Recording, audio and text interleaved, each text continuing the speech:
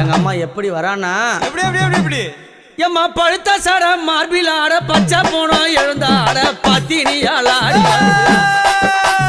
பழுத்த சட மார்பில் ஆட பச்சை போனோம் எழுந்தாட பத்தினியால் ஆடி வருகிறார்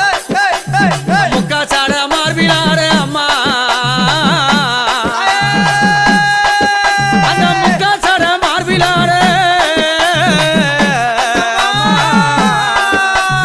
முக்கா சட மார்பில் ஆட முண்டமெல்லாம் எழுந்தாட உத்தமியால் ஆடி வருகிறா யானையனூரா உத்தமியால் ஆடி வருகிறா